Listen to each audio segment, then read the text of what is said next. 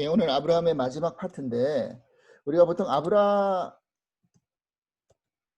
아브라함의 이야기를 할 때는 지난주 나눴던 창세기 22장의 말씀을 가지고 주로 마지막 마무리를 하죠. 마지막 믿음의 그 이삭을 바치는 그 아브라함의 믿음의 그 행위가 믿음의 결정을 이루고 있는 모습이기 때문에 그것을 이야기를 합니다.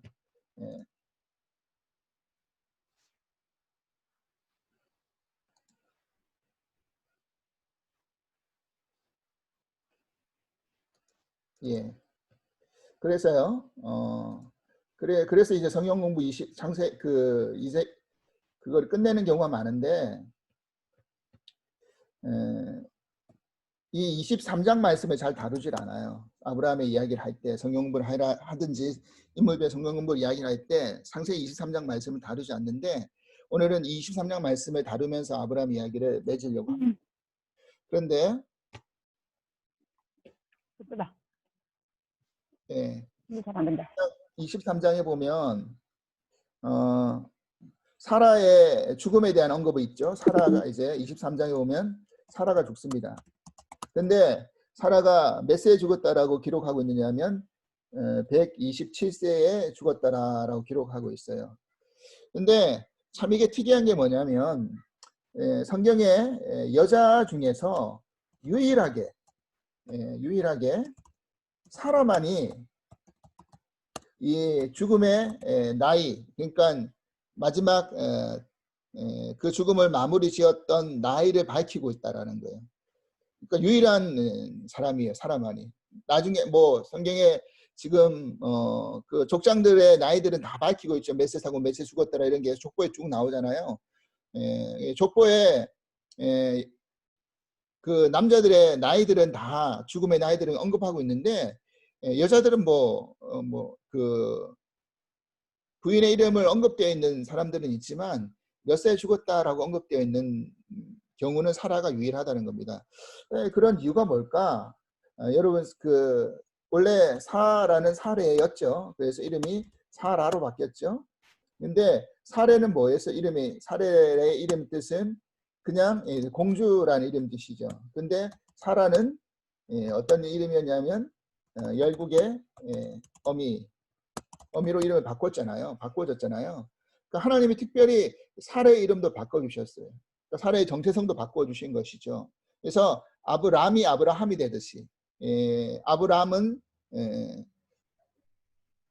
큰아버지, 그냥 한 가족의 아버지였지만 아브라함으로 됨으로써 민족의 아버지, 열국의 아버지가 되었던 것처럼 사라도 마치 열국의 어머니가 되었어요. 그래서 그것을 믿음의 조상으로 상징하는 어떤 그 바가 굉장히 크기 때문에 하나님은 이 사라의 마지막도 나이까지 언급하시면서 성경에 그대로 기록하고 있다는 것을 알 수가 있습니다. 그래서 그런 의미 속에서 사라의 나이가 이제 기록이 되었어요. 그런데 이제 사라가 죽었어요. 지금 그러면 사라가 죽었을 때 아브라함은 몇 세입니까? 10살 차이가 났기 때문에 137세죠. 아브라함의 나이는요.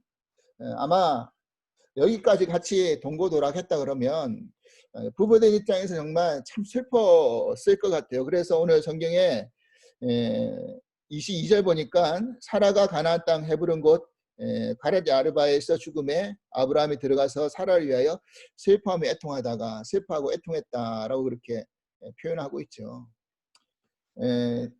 뭐 저희 요즘은 이제 예전에는 참 저희가 결혼해가지고 뭐 그런 생각 전혀 안 했는데 이제 저도 이제 나이가 50에 가까워오고 집사람도 이렇게 되어 보니까 그리고 젊을 때는 전혀 그런 생각하지 않다가 집사람도 그렇고 저도 그렇고 약간 이제 몸이 어느 부분에서 좀 아픈 데도 생기고 이거도 걸기도 하고 뭐 죄송합니다. 이렇게 연배에 계신 분들이 많이 계신데 그래도 제일 젊은 제가 이런 이야기를 해서 죄송한데 이제 저도 이렇게 조금씩 나이가 먹어 보니까 집사람도 그렇고 뭐 어깨도 아프다 그러지 저도 무릎도 조금 그렇지 시원찮지 예전에 비해서 그러다 보니까 이제 뭔가 이제 예전 같지는 않구나. 우리 건강이 예전처럼 이렇게 진짜 건강해질 수는 없겠구나. 젊은이의 건강이 있을 수 없겠구나라는 생각을 서로 하면서 농담 겸 이렇게 주고받는 말이 있었습니다. 그래서 무슨 말을 했냐면 와이프는 저보고 그러는 거예요. 자기가 먼저 가겠대. 그래서 자기가 먼저 가고 나보고 그러니까 더 살아라는 거예요.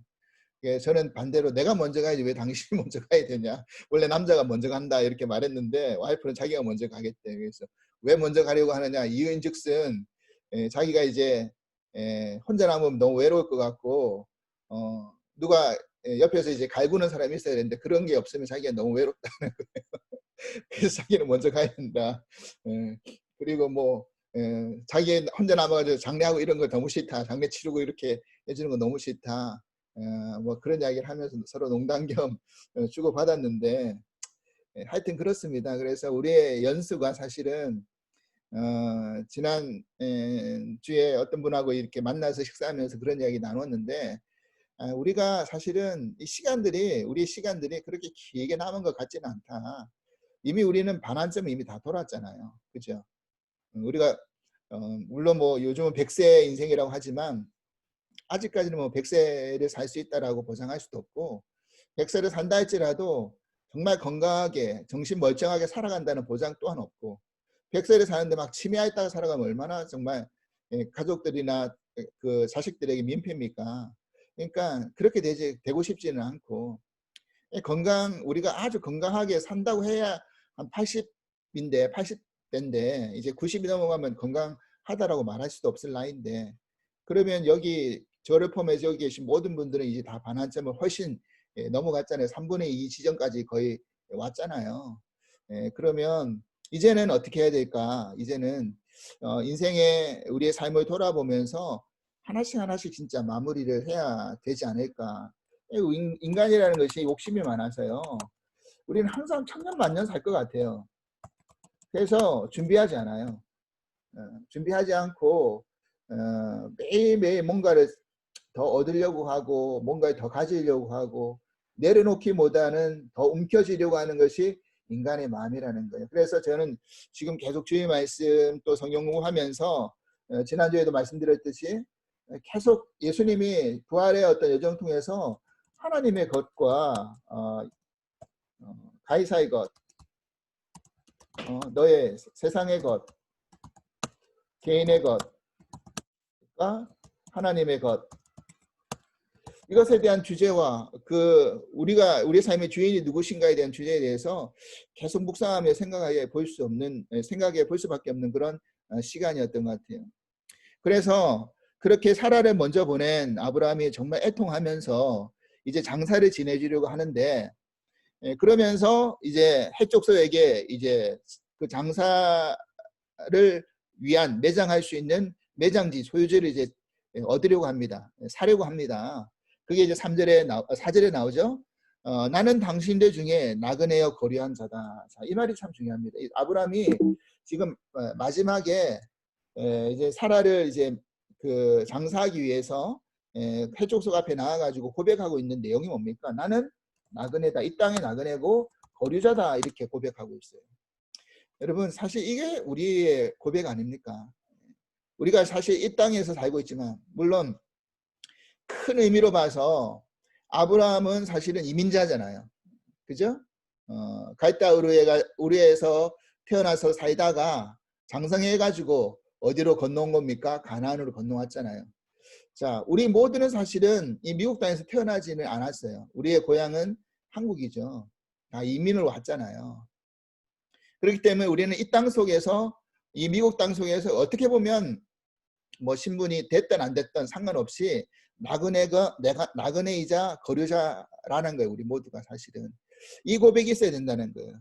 그래서 이것뿐만 아니라 미국 땅에서일 뿐만 아니라 우리가 이 땅 속에서도 우리는 나그네고 거류자라는 것을 잊지 말아야 된다는 것입니다. 그래서 히브리서 11장에 보면 아브라함의 믿음에 대한 소개를 하면서 이런 이야기를 합니다. 히브리서 11장 말씀을 볼게요. 믿음장의 말씀. 히브리서 11장 8절 이하부터 제가 읽어볼 텐데 이렇게 아브라함의 믿음에 대해서 히브리서 기자는 증거하고 있어요.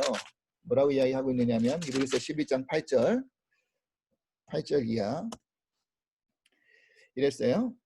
믿음으로 아브라함은 부르심을 받을 때 순종하여 장래 유업으로 받을 땅에 나아갈새 갈 바를 알지 못하고 나아갔으며 믿음으로 그가 이방의 땅에 있을 것 같이 약속의 땅에 거류하여 동일한 약속을 유업으로 함께 받은 이삭 및 야곱과 더불어 장막에 거하였으니 이는 그가 하나님의 계획하시고 지으신 터가 있는 성을 바랐습니다. 믿음으로 사라 자신도 나이가 많아 단산하였으나 잉태할 수 있는 힘을 얻었으니 이는 약속하신 일을 미쁘신 줄로 알았습니다. 이러므로 죽은 자와 같은 한 사람으로 말미암아 하늘의 허다한 별과 또 해변의 무수한 모래와 같이 많은 후손이 생육하였느니라.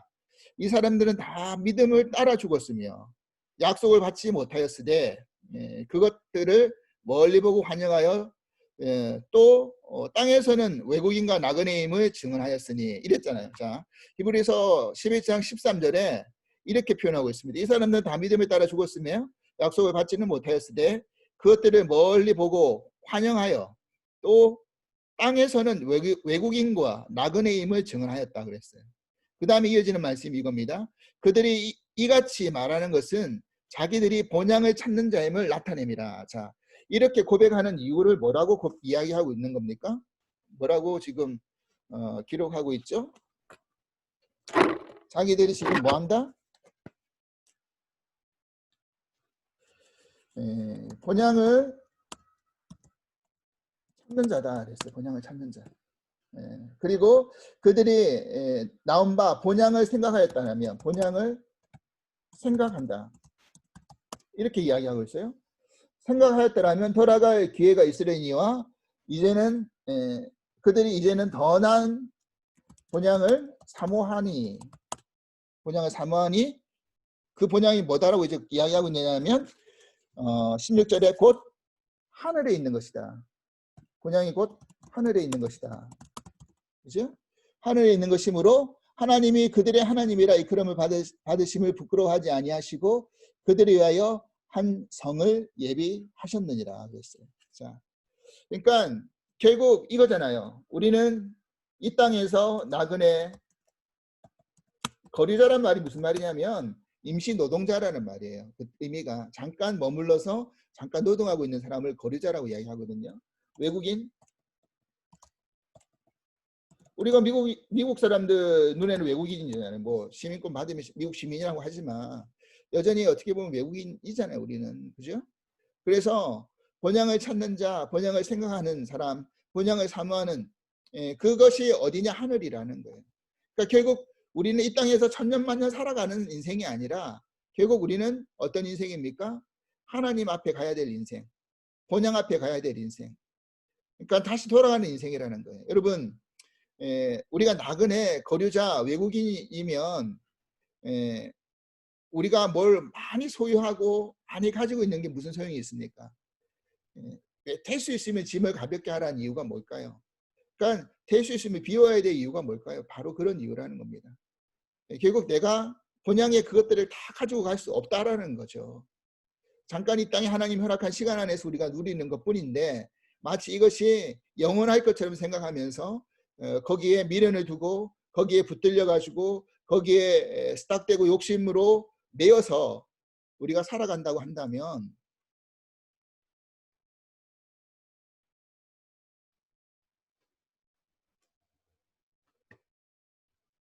안 되잖아요.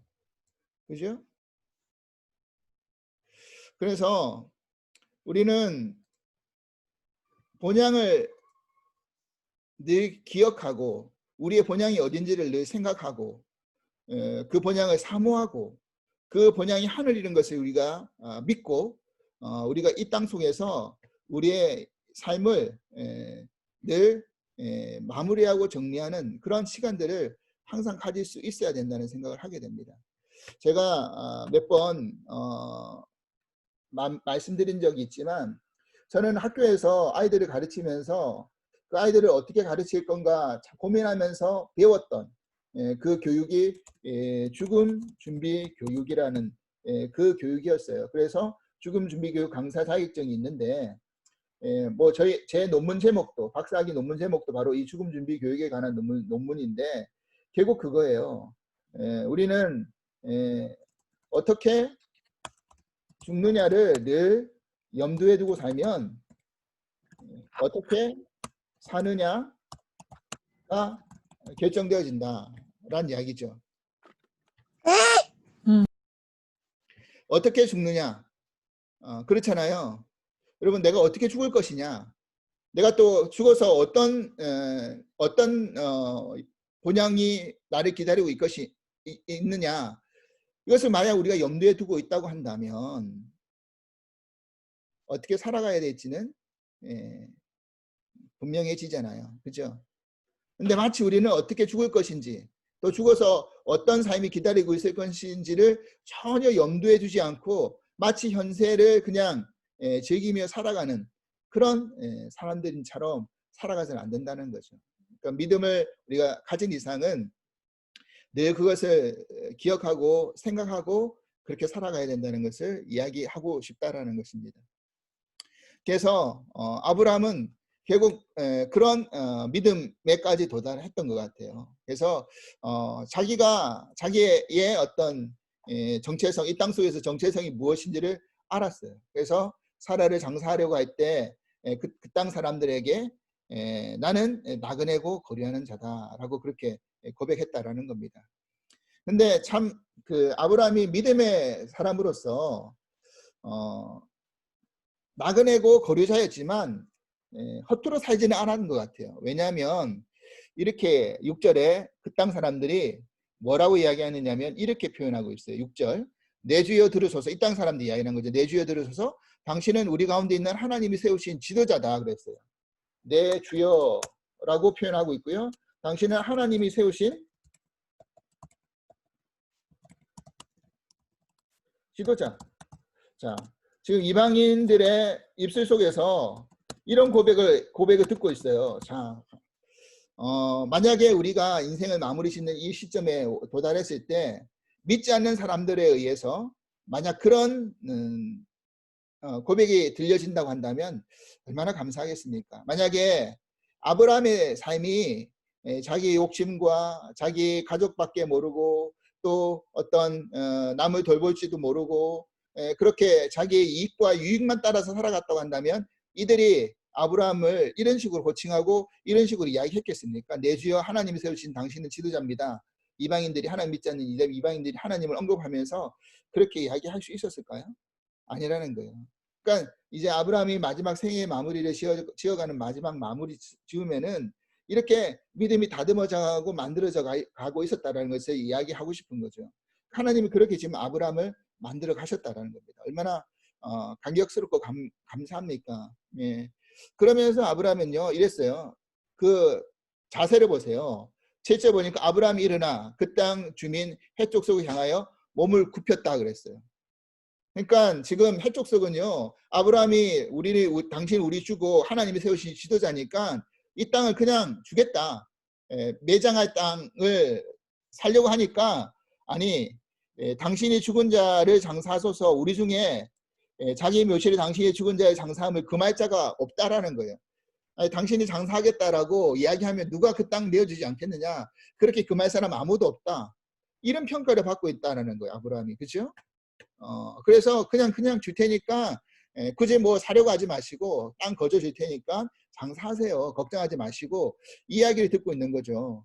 근데요. 여기서 이 아브라함의 태도가 중요합니다. 아브라함은요. 어떻게 합니까? 끝까지 뭘 하려고 그러죠? 값을 지불하려고 합니다. 그냥 거저 얻으려고 하지 않아요.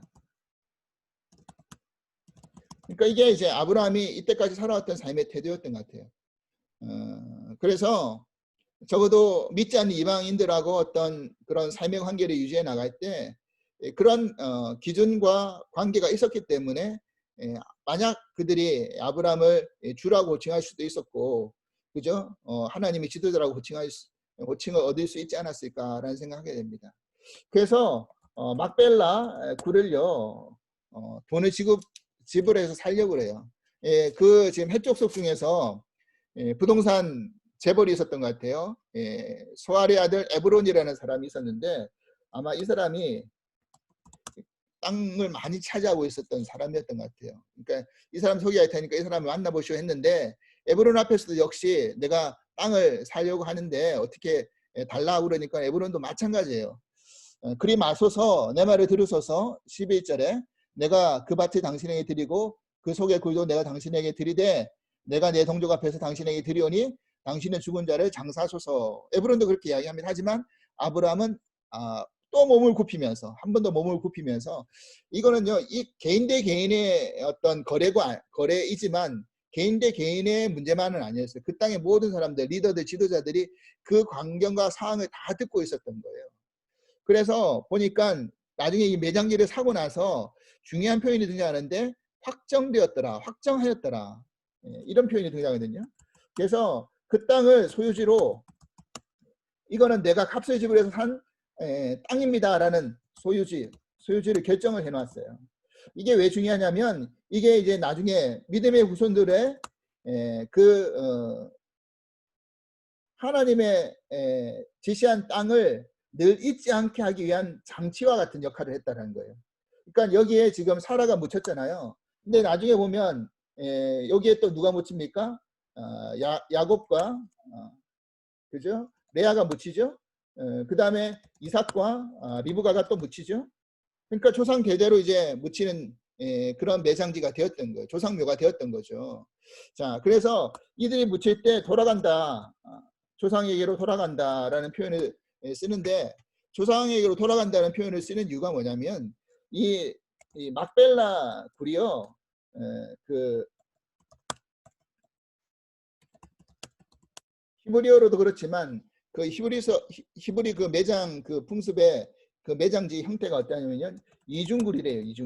이중굴의 형태라서 겉에 굴에 시신을 안치해 놨다가 시신이 만약에 썩어서 뼈만 남잖아요. 그러면 그 속 안으로 이제 그 뼈를 옮긴답니다. 이전을 시키는 거죠. 그러면 그 이제 조상의 뼈가 그 속에 또 하나의 굴 속에 이제 모셔져 있는 거죠. 그 다음에 또 다른 조상이 그 앞에 있는 굴에 매장이 되었다가 또 썩으면 그 뼈를 다시 그 속에 있는 굴로 또 옮긴다는 거죠. 이렇게 옮기는 과정을 돌아간다. 조상에게로 돌아간다. 그래서 합장이 되어 있는 겁니다. 조상의 뼈들이 그런 식으로 막벨라 굴 안에서 조상의 뼈들이 같이 합장이 되어 있는 거예요. 이런 시스템과 형태를 가지고 있었어요.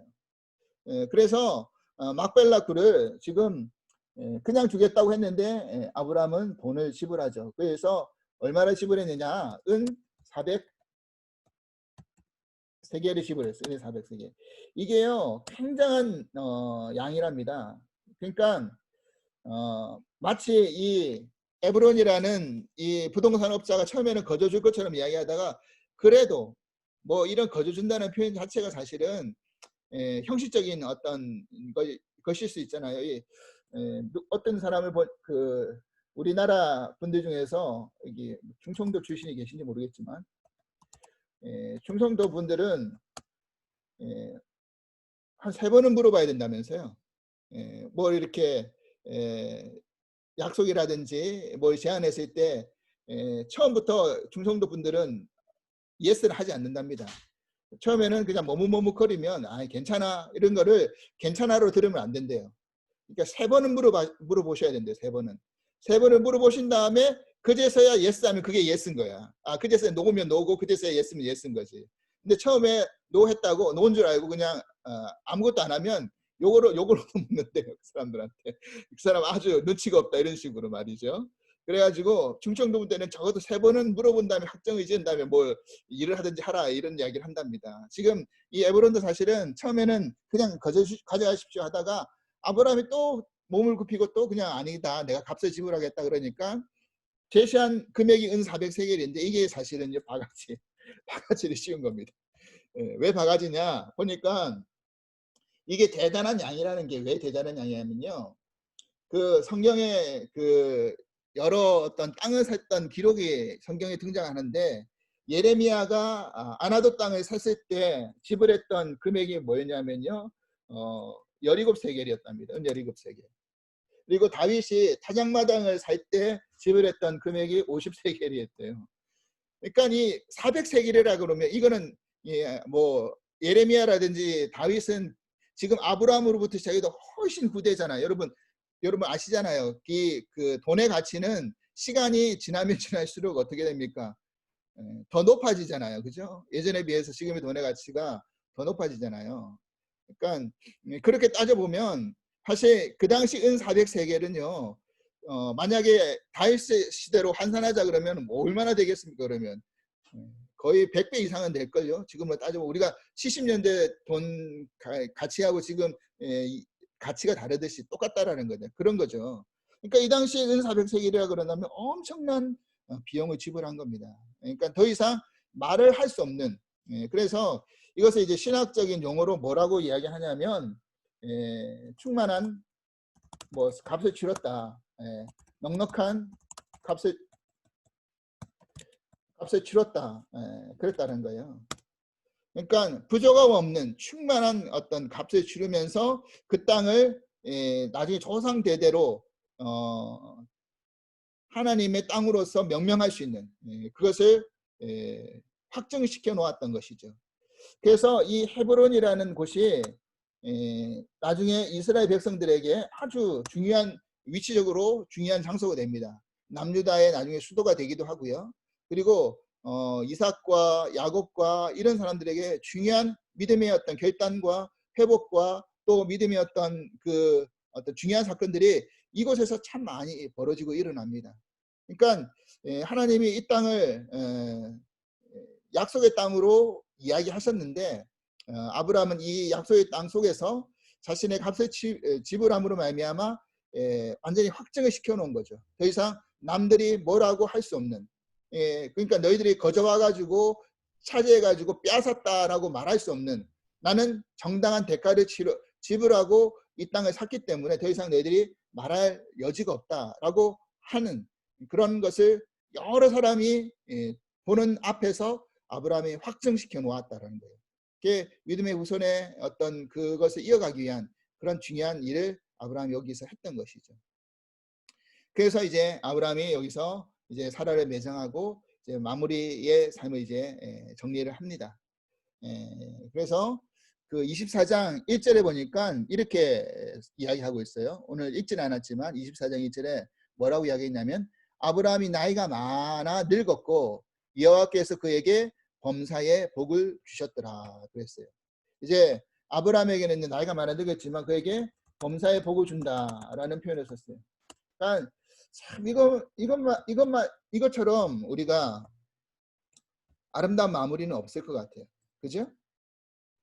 그래서 마지막 우리의 삶이 인생을 마무리어 지어가는 인생을 살아갈 때 마무리가 하나님이 함께 하시면서 우리의 마무리 인생 가운데 범사의 복이 있고 그 복의 축복이 형통이 자손 만대까지 내려간다고 한다면 얼마나 복된 일입니까? 자, 그래서 이 모든 과정이 지금 우리가 결론 내리지 마지막 결론은 뭐냐면 아브라함의 자질, 실력, 수준이 아니다. 그건 누가 하신 거다? 하나님이 이루고 만들어 가신 열심이다. 이게 결론이에요. 하나님이 이렇게 마무리하고 이렇게 만들어 가셔서 결국 믿음의 조상으로 세우시고 그렇게 그 땅 속에서 하나님의 나라를 확정하고 만들어가는 자로서 하나님이 이를 세웠다라는 것입니다. 그래서 우리가 우리의 삶이 이제 마무리되어져 가는 삶을 살아가고 있는 우리 모두가 이제는 우리가 정말 무엇을 목표로 해서 우리의 목적지가 어딘지를 분명히 알고 그렇게 우리의 믿음의 걸음들이 한 발자국 한 발자국 그렇게 걸어가면서 우리 인생을 마무리 지을 수 있는 은혜가 넘쳐날 수 있기를 주님으로 간절히 기도를 드립니다. 기도하겠습니다. 하나님 아버지 감사합니다. 오늘 아브라함의 마지막 또 인생의 여정의 이야기를 들으면서 우리가 어떤 삶의 마무리를 지을지에 대해서 깨닫게 해주시니 감사를 드립니다. 하나님, 우리는 결국 다 하나님의 본향 앞으로 돌아가야 될 인생들입니다. 하나님 우리를 위해서 아름다운 성을 예배해 두고 계시는데도 불구하고 우리는 여전히 이 땅 속에서 천년 만년 살 것처럼 생각하면서 아둥바둥거리고 욕심부리고 또 움켜쥐고 전혀 내려놓거나 하나님 그런 것들에 대해서 미련을 못 부리고 있음을 깨닫게 됩니다. 하나님 다시 한번 우리가 무엇을 위해서 살아가야 될지 어떻게 살아가야 될지 결국 나의 마무리 죽음을 염두에 두고 생각하면 우리의 삶의 모습이 어때야 될지를 분명히 깨달아 알 수 있습니다. 하나님 아브라함이 자신의 대만 생각했던 것이 아니라 후손의 믿음의 땅까지 생각하면서 그 값을 지불했던 것처럼 우리도 이 땅에 흘린 땀들이 이 땅에 쌓았던 기도 제목들이 또 이 땅에서 수고했던 모든 헌신들이 우리를 위한 것만이 아니라 결국 우리의 믿음의 후손들을 위한 그런 열심이고 헌신이고 수고고 기도인 것을 믿습니다. 하나님 그것이 하나도 땅에 흩어지지 않을 것을 또한 믿습니다. 이것이 자손 후손 만대까지 내려갈 수 있도록 도와주시고 우리가 중도에 포기하거나 또 좌절하지 않게 하여 주시옵소서. 이 아브라함의 믿음의 모습을 바라보면서 하나님이 우리를 지금도 만들어가고 계시고 지금도 다듬어가고 계시고 지금도 하나님의 열심을 포기하지 않고 계시다는 것을 깨닫게 하여 주시옵소서. 감사하며 예수 그리스도 이름으로 기도합나이다. 아멘.